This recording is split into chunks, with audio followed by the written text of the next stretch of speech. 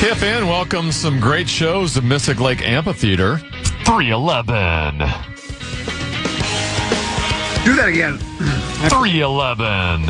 I'm stuck inside a mobile with the Memphis Blues again. And Dirty Heads. Summer breeze makes me feel fine, growing in the jasmine in my mind. We'll be there on July 11th. John Mellencamp.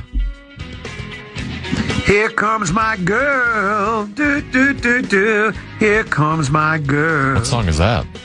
Here Comes My Girl by Tom Petty and the Heartbreakers. Mellencamp will be there July 14th. And the Black Crows. Don't do me like that. Don't do me like that. On July 28th, get the complete details on all of our upcoming shows on the concert page at KFAN.com, keyword calendar.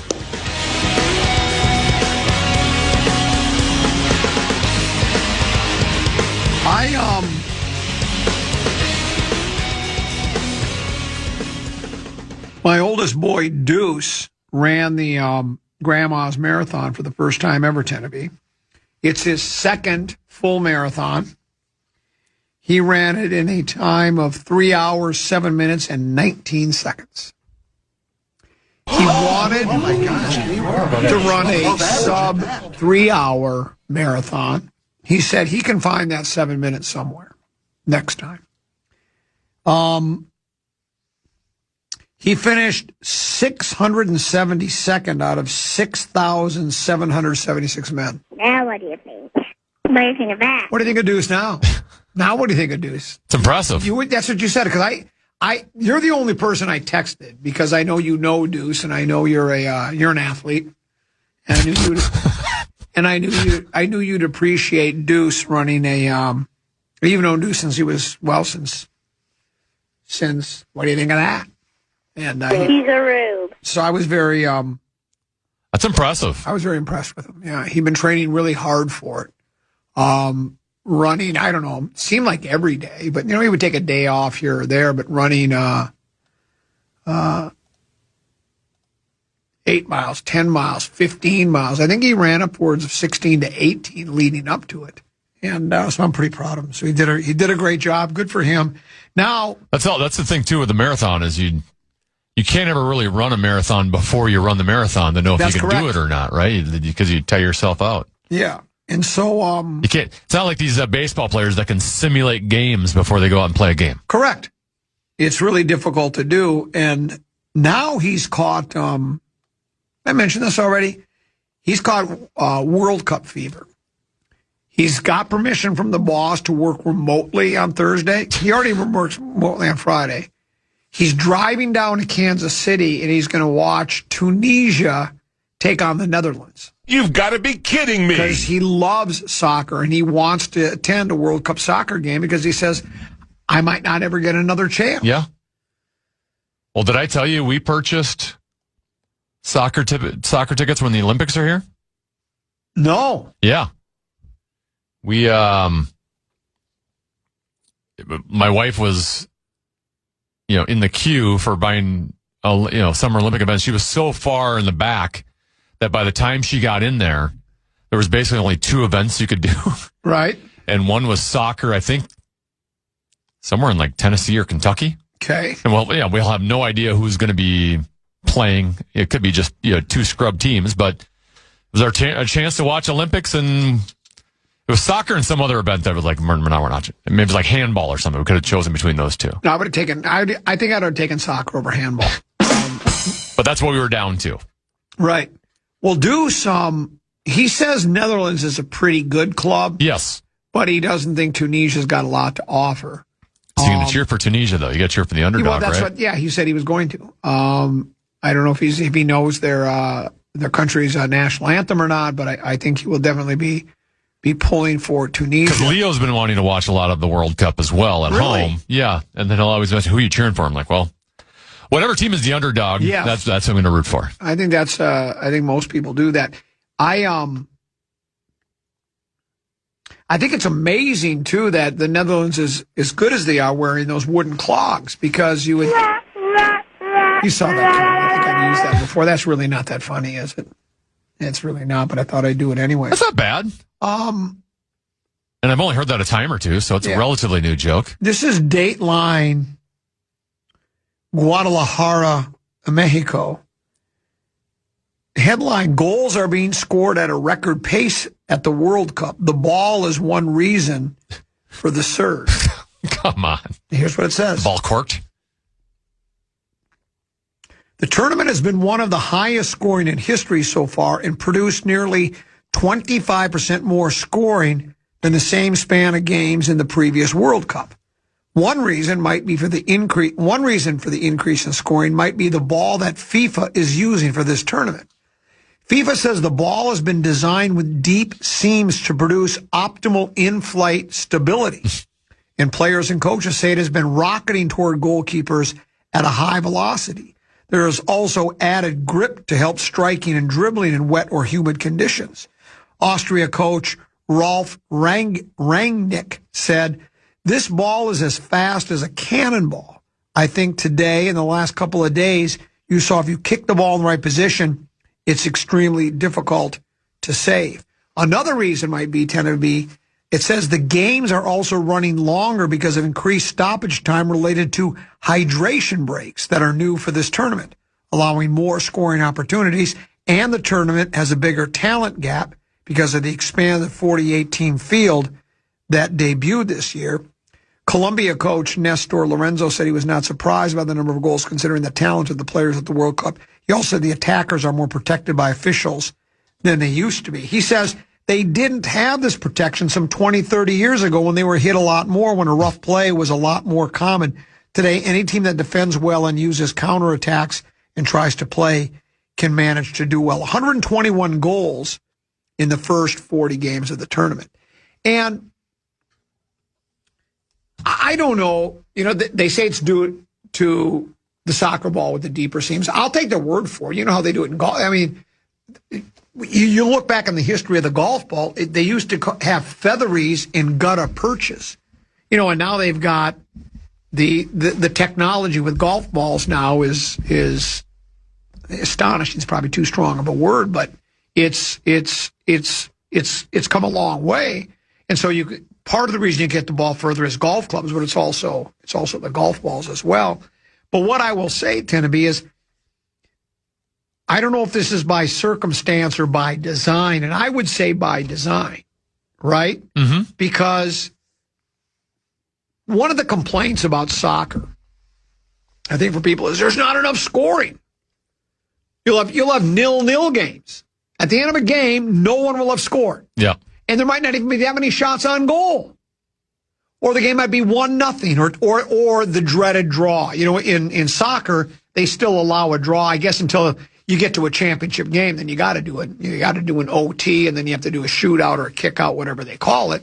But they'll, like in the pool play, they're playing to a draw, which leaves some people with a sour taste in their mouth. They don't like having, I got to have a winner, got to have a loser, can't have a tie. That's why I think in the National Hockey League, they've gotten to the point where you have, first it's 3-on-3, and then it's a shootout because you have to have, and then you get 1 point or no points or 2 points or whatever the case may be.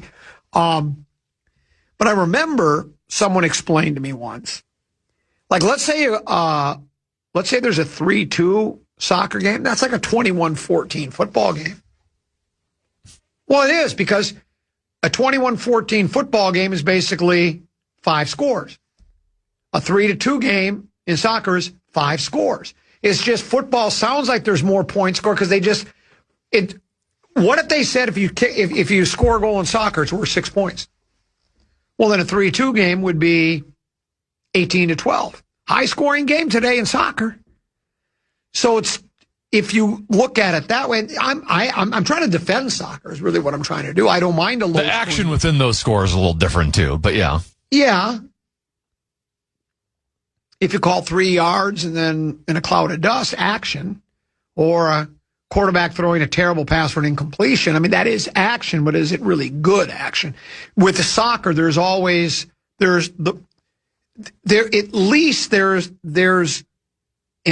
there's intent on every pass. They're trying to do something, which they are in football as well, but football or football. But I think I think they're trying to increase scoring. They do it in every sport. Yeah. They try. Now, do they have fantasy soccer? I'm sure they do. They I've never played it, but. So you'd probably want more goal. I mean, I can't see where that would be, because most fantasy sports are based on scoring. Football, I think I've mentioned this, tend to be back when I played fantasy football for the first time, and this was back like early 80s when I played. No, make that late 80s. No, early 90s. It was because I started playing just before I started doing the show with Charchi and at Fithian. And we had a real simplistic scoring. 6 points for a tutty. Yep. For running or catching. Quarterback would just get 3 for throwing it, and then it was yards. That was it. Yep. Now it's like you get points for like every 10 yards every yard you get like 0.01. Yeah. So people they like scoring is what they like, and I think that's probably why they've done this in soccer. However, the other thing that's it's not the only numbers that are going up as well. I'll explain on the other side of the break, Tennessee. There's an outrage regarding World Cup soccer, and we'll explain other side of the break. Right now, though, Tennessee wants to try to put $1,000 in somebody's hand, or more than $1,000, actually. It's our national cash contest. Yeah, how about $2,500? The fan has your chance to win $2,500. Just enter the keyword TRIP at KFAN.com right now. That keyword is TRIP. Enter now at KFAN.com.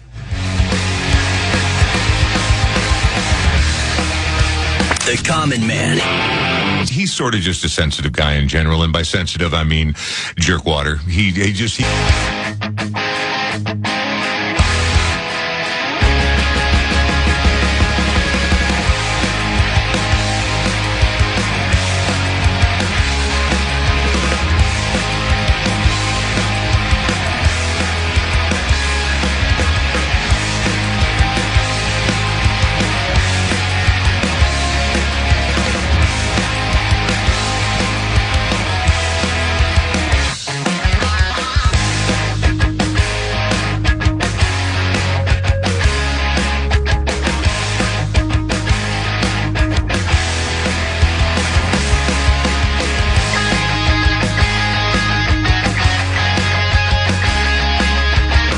Goal 13-14 pastime comedies 10 to B. We're here until 3. Big ticket JG will take over at 3 o'clock. Here's what I found. I stumbled across a story out of Miami Gardens, Florida. Timmy Reynolds writes for Associated Press. Talks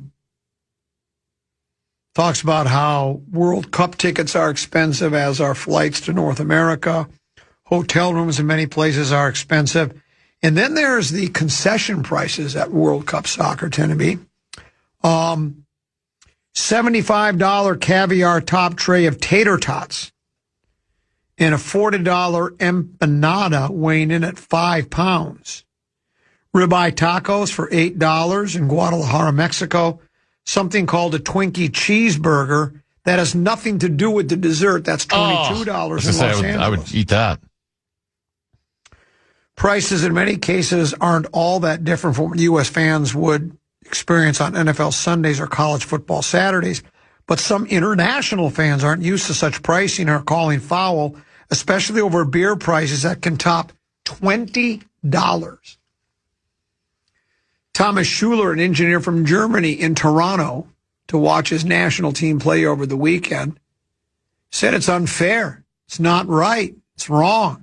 As he held a beer that cost him $24.25 in Canadian dollars, about $17 or 15 euros. He goes, it's 3 times the cost of what I pay in my country. But that's not stopping him, he says. And the prices here, Janine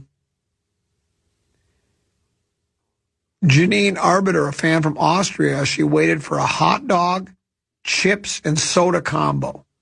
Pre-tip price, $19.35. She says, we've never seen anything like it. It's a lot of food for a little snack. I've always, look,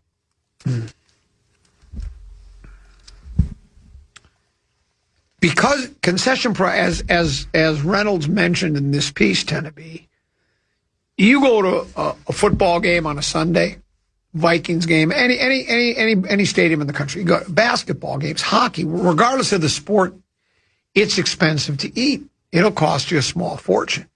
That's why when I don't go to games very often, but when I don't drink beer very often, but when I do, it's Dos Equis, that commercial. When I do go, I generally plan a dinner out before the game at a restaurant and then go to the game. Yeah. For a couple of reasons.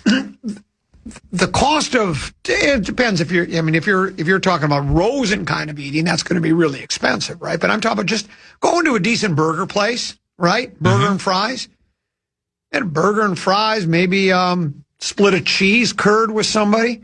You walk out of there and that's going to cost you $20, $30 altogether, right? With a couple of soda pops. But and not all concession food is bad. I mean, there's some of these concessions. It's a long way from when I used to go as a kid. Back when I would go, you basically bought hot dog, cotton candy, Cracker Jacks, peanuts, or Frosty Malt. That's all the offering was. There wasn't any more. Now you get all sorts of extravagant foods at these places.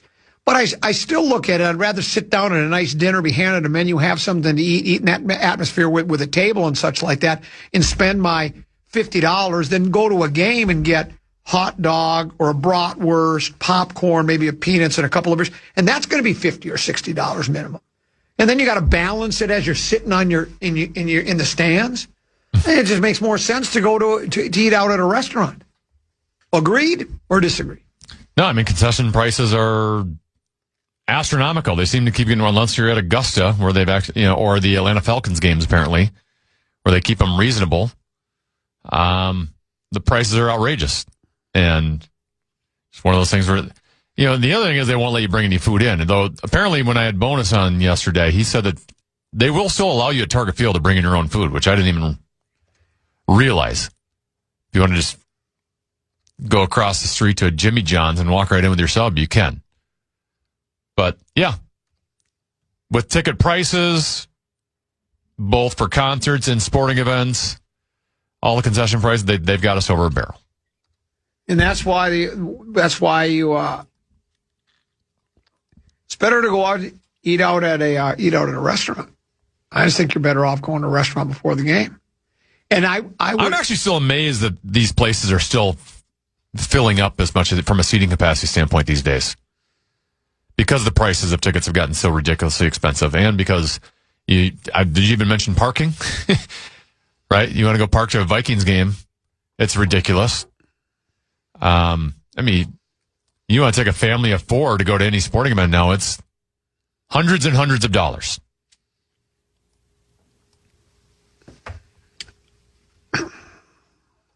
And I'm surprised people keep doing it, to be honest with you. There's something about people like to be jam-packed in a stadium in an uncomfortable plastic chair cheering for their hometown team, paying outrageous prices for tickets and concessions. But everybody's got their own hobbies, right? Comparing soccer to football even more. On average, there's only about 18 minutes of actual action during an NFL game. The rest of the 60 minutes of the game time is just the clock running. Technically, there's no stoppage of play in soccer. Yeah, they've done that. I know. I've read the stories before. I think it's even less than 18 minutes of actual action. I remember reading a story that they put a stopwatch on the actual amount of from the time they snap the ball and hand off or pass in the 3 hours, it's like 11 minutes. That's it.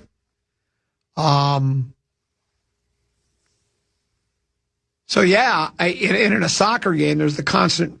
For me, I don't dislike soccer. I really don't. I just don't. I don't dislike it. I don't like it. It's just like, it's all right. I understand. What would Brian Oak say, Teneby? You don't have to like soccer, but you have to appreciate it. And I do. The ability to move the ball as precisely as they do, using only your feet, with defenders everywhere, it's pretty cool. It's a talent. There's no question about it. I just find myself daydreaming and dozing off, much like I do during the program. It's not an action-packed sport for me. I did have Leo the other day. Some guy will act like he's hurt for 3 minutes and he'll be laying on the ground. And Leo goes, "Why don't they just stop the clock?" I'm like, I don't have an answer for you. Yeah. I don't know. That sounds like a good idea to me. It says, I'd rather see a 1-0 competitive soccer game than a 5-0 blowout that Portugal just beat Uzbekistan.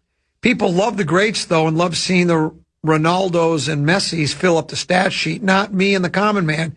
Give me a rough and rugged defensive battle. You like the 5-0 blowout if you're a fan of Portugal, but you don't otherwise. Well, and that's part of the reason I think the scoring's up. That was another reason why. That might have more to do with it than anything, tend to be, is the field's watered down. 48 teams make it now. And there's those. I don't know what the number of, I don't even know how you quantify what makes a soccer team great. I guess winning more games than they lose, right? But how many teams are in the World Cup you go, now that's a great team? How many teams realistically, barring upsets, have a chance to win World Cup? Is it sort of 8?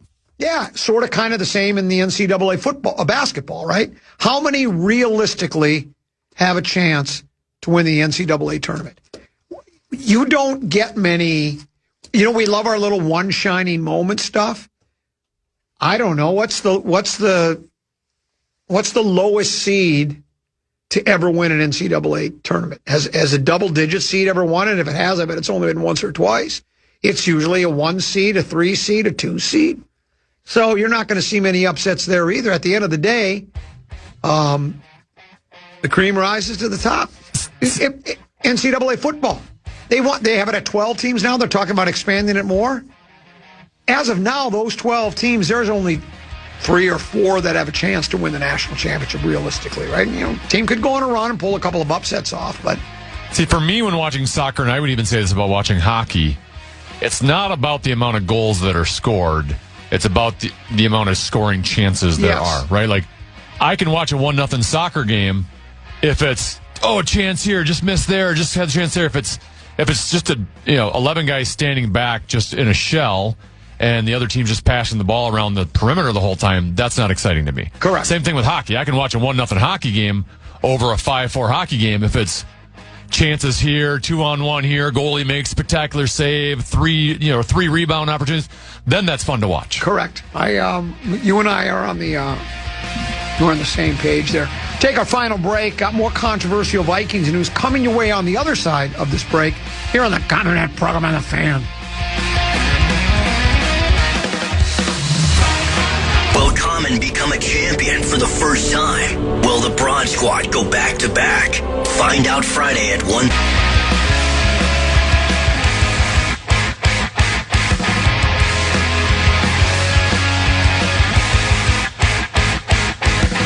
Couple 13-14 past Common Man program on Comedies 10 to be. Final segment of the show. We turn over to Big Ticket JG there next.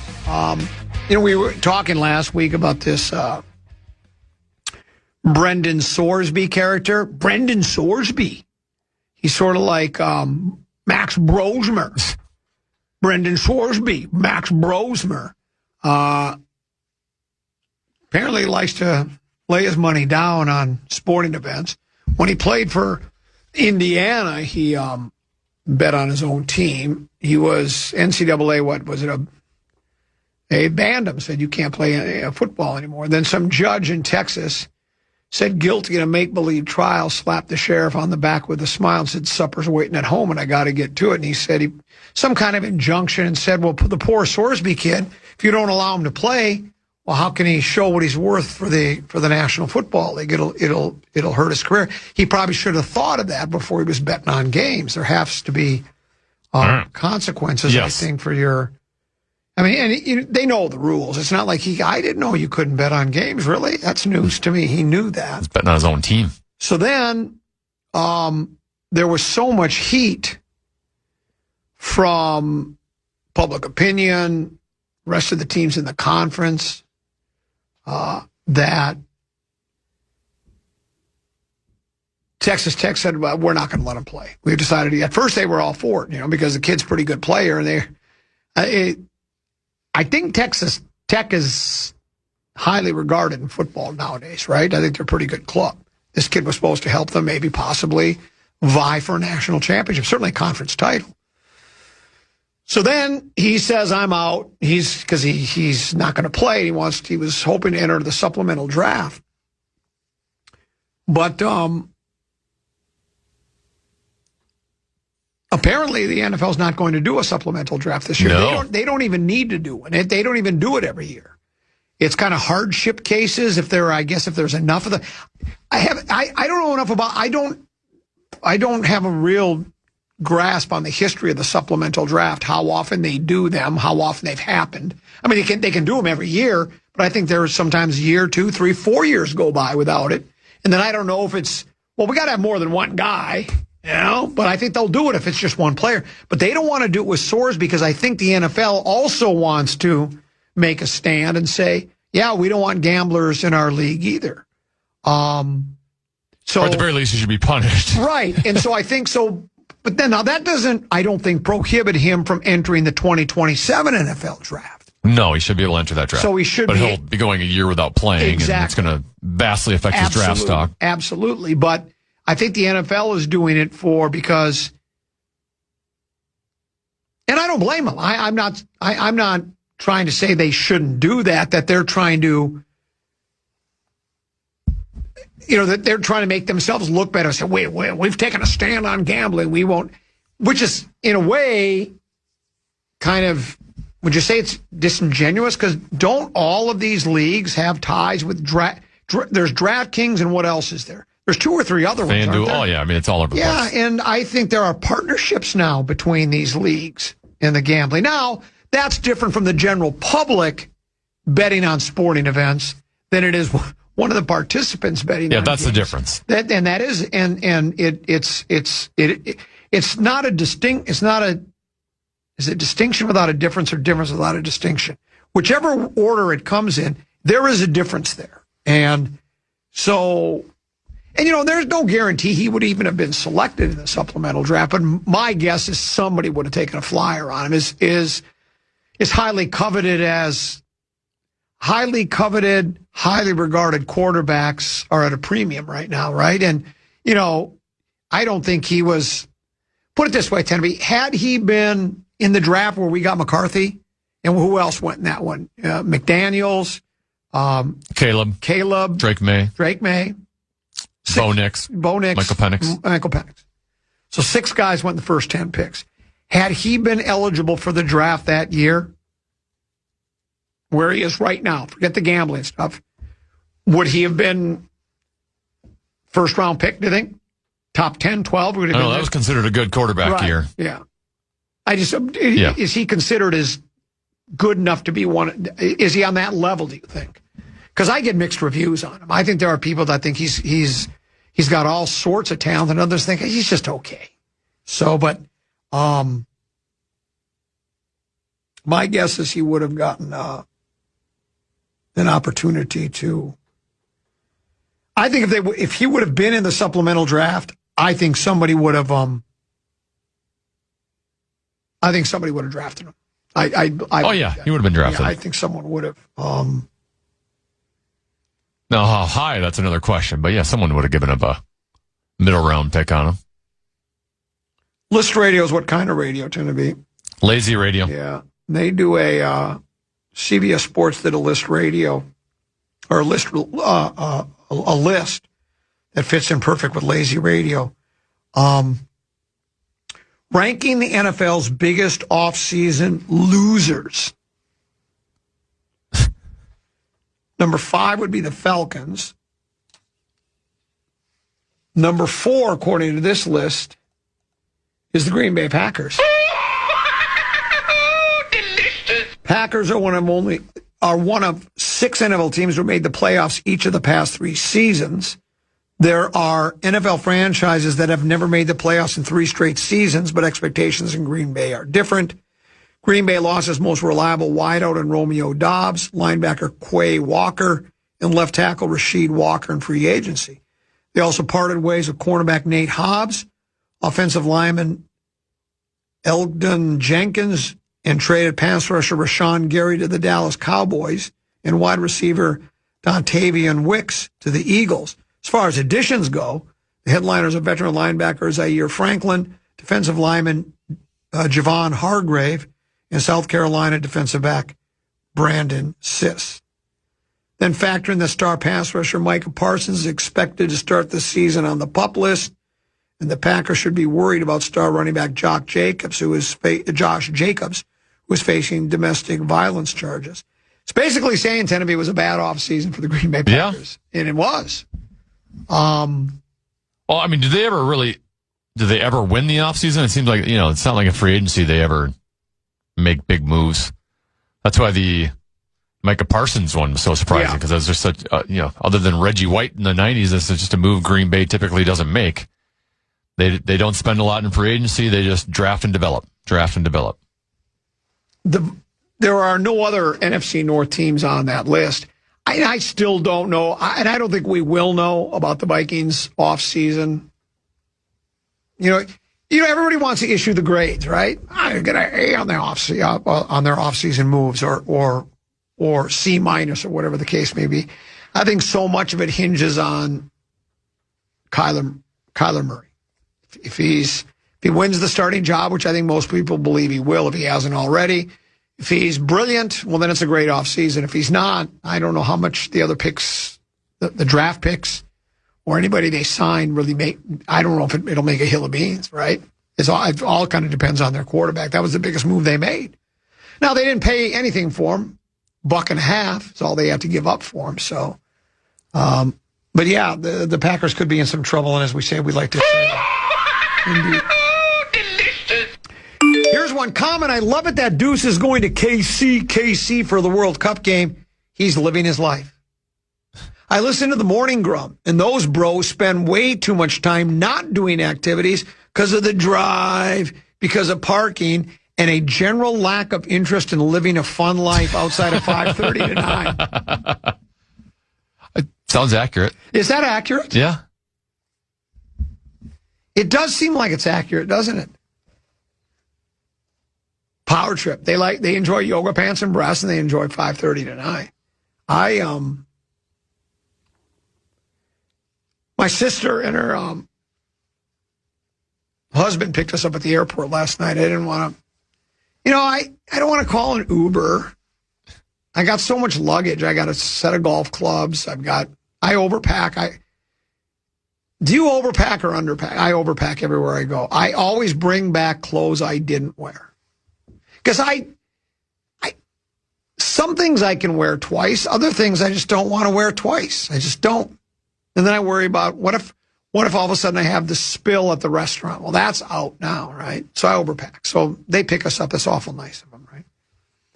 And my sister said to me, she goes, well, it must be nice to get home. It's always nice to get home after a trip. And it's like, well, I travel so little. I really don't travel very. I go to Grandview. And, we've been going on a winter a spring break trip with the boys. So we go for 3 or 4 days a year. I wished I was leaving from San Francisco and I was going somewhere else. Where's the next adventure to? Right? I come home to this, talk with you for 3 hours a day. Go back to work. Got to go back to work. Rosen he said the surgery went well. I texted him. I asked him how it went. He said it went well. He said the meds were starting to kick in, so I think he was getting a little loopy.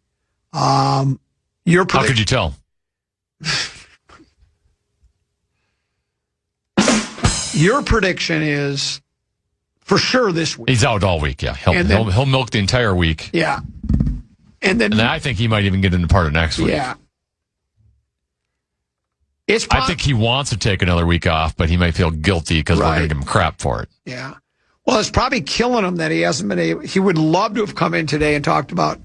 He would have plopped down. This is what he does all the time. He'll come in, we're in a commercial break, and he'll do the old kind of plop down in the chair, and he kind of gives that little bit of that because he wants to get my attention to what he wants to say, and he go, Well, Wyndham Clark was pretty good because he selected Wyndham Clark, or Wendell Clark. Wendell Clark, as he called him. And, he wants to talk about winning the Power Trip Bets thing. And he hasn't had the opportunity to. Has he tweeted about it at all? Do you know? Do you follow him? I don't know. Yeah. He's one of those that when I see his name, I just keep scrolling past. Well, he responded to one of my tweets. Really? You must follow me. Yeah, he'll do that occasionally. The one where I sent out a tweet of me standing on the corner of Haight and Ashbury. And I had flowers in my hair. And he said something like, "You can go home again." That was a nice line coming from Rosen, meaning that, I wasn't literally from San Francisco, but I sort of, back in my days of youthful indiscretions, we were sort of Haight Ashbury kind of people. Multicolored galaxy, uppers, downers, screamers, laughers, the whole thing. So it was sort of like, you can go home again. And what is that intersection like, by the way? There's not much to it. There's just... let me look at the picture. Because until I was working with you, I'd never heard of corner of Haight and Ashbury. I didn't know it was a thing. So I'm wondering, is it a tourist? Well, it is now. It is. I mean, it was it's kind of where the hippie, the birthplace of the, it was the summer of 1967. They called it the summer of love. Everybody's free love and everybody love each other. Full Dad and Jefferson Airplane, And so it was, the idea behind it was good. I just don't think anybody had a real good plan for it. Because after a while, it's like, well, if you want to split a sandwich 16 ways, somebody has to be gainfully employed so that they can buy the ingredients for that sandwich you're going to cut 16 ways. And I think most people didn't want to work for a living. Work? So, but that's kind of where it started. There was a cool picture. I sent it to Max. There's a pink house, darker shade of pink, but a pink house, and it's got a mural of Jimi Hendrix playing guitar. And so that's the kind of place it is, Tenby. They do have a lot of T-shirt shops, where they sell. Did you get one? I didn't get a T-shirt. I got this baseball hat. Meats House will rip it. He'll say it's a boomer hat because it's kind of that block letter boomer hat. But it says Haight Ashbury, San Francisco, 1967. So okay. I bought it. I also bought, there's an artist who does prints for, not Prince, the artist, but Prints. And, it'll be, kind of these psychedelic looking, colorful, painting she's done. Sure. So I got one of those to hang on the wall. So, why not? I got my, to hang in your office. So I got that. Talked to the guy that had the shop. I go, how long you had a shop? They were going on 5 years. They bought it from somebody else. So the shops change hands. People come and go. Souvenirs, restaurants. I told you there's Flippin' Burger there. The name of the place. So when somebody texted and said, Common, you're going to kind of be disappointed because it's just basically a couple of T-shirt shops, and that's sort of kind of all it really is now. But I don't know if you grew up,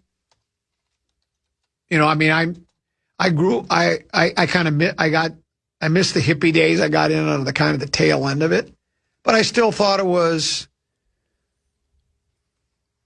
they had the right idea. They just didn't have a good plan for it, right? That everybody's supposed to get along and love one another. Mm-hmm. And if you can't be with the one you love, love the one you're with, that whole thing like that. But we're due for it to come back because people love the retro stuff. Yeah, they do love the retro stuff. And so I wore flowers in my hair.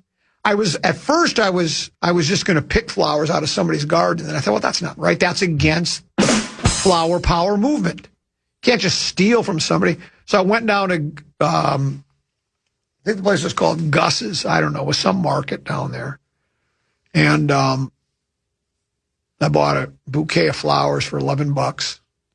Then I went over to when I bought them I told the cashier, I go, do you think you could cut this? Because the stems are like a foot long. Could you cut these stems for me? He looks around, he sees the guy back putting the produce into the display case, right, where the people can. He goes, why don't you go ask him? So I go over, the guy pulls out his knife and just whack. He was like he was a samurai warrior guy. He just cut him off, then I put the flowers in my hair, and yeah, so that was my favorite part of the trip. Alcatraz was cool too. That's really cool. Muir Woods. Did you go to the woods? Did not do that one. No. The Redwoods. It's amazing. And Lombard Street, Golden Gate Bridge, Fisherman's Wharf, homeless people, Waymo, and that was it. Incredible. Yeah, got in and got out. That was it. So I don't need to go back again. Went to Sausalito and went to Tiburon. And those are, I said this earlier in the show when we opened the show talking about this. I think Tiburon and Sausalito are kind of like the Wayzata and Edina of San Francisco. You know, it's probably, I would bet without traffic, it's only a 25-minute drive, but with traffic. And look, there's a lot of, I think there's 800,000 people in San Francisco proper. Yeah. I think that's the population. So there's a lot of people there, but yeah, that's where it's, bedroom communities, they used to call them back in the olden days. So, I'd recommend it. It's beautiful out there. Yeah, I would recommend it. It is gorgeous. The coldest winter I ever spent was the summer in San Francisco because it is cold there. The temperature changes are dramatic. So we enjoyed it. So Rock Talk tomorrow, Clive Davis. I mean, you don't have to like Clive Davis, but you have to respect him. He was. I don't think I know who Clive Davis is. Record producer, agent. He discovered all sorts. He discovered Springsteen, Janis Joplin, and so many others. I mean, a legendary name in the industry. He's a Hall of Famer. We'll talk about that with Brian Oak and Rock Talk. No Mark Rosen. And then Friday, 10 to be, it's not preposterous statement, but program password championship. Invitational Tournament Championship. Colvin Common, the maestro of the morning and the buffoon at noon, take on the Broad Scott. Good night. How you feeling about that? They're formidable. They have a different approach to it than we. I think they do brainstorm. They prepare. They know what